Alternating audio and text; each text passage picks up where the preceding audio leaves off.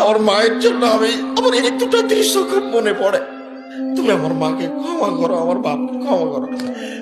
আমার বাপ যখন আমাকে আগাতে আসতো, ফিরে যাওয়ার সময় দুই চোখের পানি ঝরঝর করে ঝরতো। আমার মারছে, আমার বাপ নরম মানুষ। আমার মা আমাকে বাড়ি থেকে বের করার পরে যত ফকির দেখতেন, ফকিরের হাতে ভিক্ষা দেওয়ার পরে বলতেন, আমার ছেলেটা বাহিরে আছে, দোয়া করিও। এটা ছিল আমার মায়ের কথা।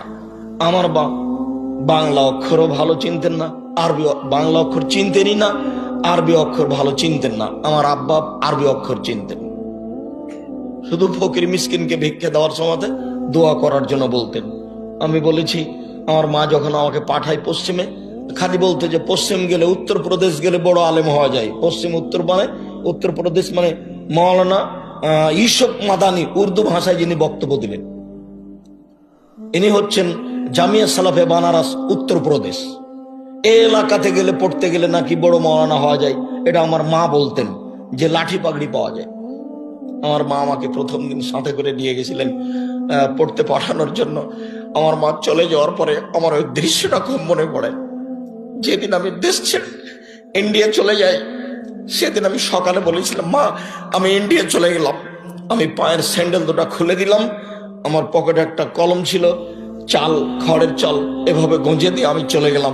তখন আমার মায়ের হাতে আটা লেগেছিল। আমার মা রুটি বানাবে, চাঁপাইনবাবগঞ্জের মানুষ, সেই জন্য প্রস্তুতি নিয়েছে। তা আমার মা আমাকে বলছে, যাইস না, পুলিশে ধরে নিবে, পুলিশে ধরে নিবে, মারবে, যাস না। আমি এভাবে আমার মা বলতে থাকলো, আর আমি চলতে থাকলাম। আমার মা পিছে পিছে কিছু রাস্তা আসলো, তারপরে দেখলো যে ছেলে আর ফিরবে না। তখন আমার মা ফিরে চলে গেল। তুমি তাকে ক্ষমা করো, তার কবরের শাস্তি তুমি মাফ করো। আমার মায়ের জন্য আমার এই দুটো দৃশ্য খুব মনে পড়ে। তুমি আমার মাকে ক্ষমা করো, আমার বাপকে ক্ষমা করো। আমার বাপ যখন আমাকে আগাতে আসতো, ফিরে যাওয়ার সময় দুই চোখের পানি ঝরঝর করে ঝরতো। আমার মারছে, আমার বাপ নরম মানুষ। আমার মা খুব শক্ত মানুষ বাড়ি থেকে পাঠানোর ব্যাপারে। আমি একদিন প্রতিষ্ঠান যাব না বলে নদীতে সাঁতার দিয়েছি, অনেকক্ষণ দেরি করে এসেছি। তা আমার মা ভাত রান্না করে রেডি করে নিয়ে বসে আছে। তো বলছে আমাকে খাইয়ে নিয়ে বের হ। আজকে যাব না।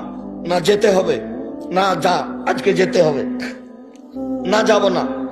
তো আমি খেতে বসেছি, যখন বারবার বলছে যেতে হবে, তখন আমি বলছি ভাত খাবো না। বলে খাস না।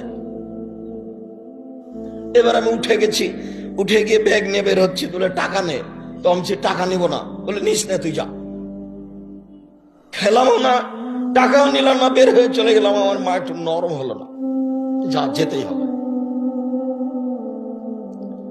3 বছর পরে যখন ফিরে আসলাম, তখন আমার মা আঁচল দিয়ে মুখ মুছিয়ে বলছে, আরো যে 2 বছর বাকি আছে, আলী কেন?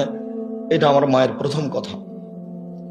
জানি না কিভাবে তারা আল্লাহকে বলেছেন, আমরা কিভাবে বলছি, তুমি আল্লাহ আমাদের ছেলে মেয়েকে কবুল করো, তুমি তাদের দিনের খাদেমী হিসাবে কবুল করো। আবারও তোমার নয় সাক্ষ্য দিচ্ছি, যদি কোনো ত্রুটি মনে করো, আশহাদু আল্লা ইলাহা ইল্লাল্লাহ ওয়া আশহাদু আন্না মুহাম্মাদুর রাসূলুল্লাহ।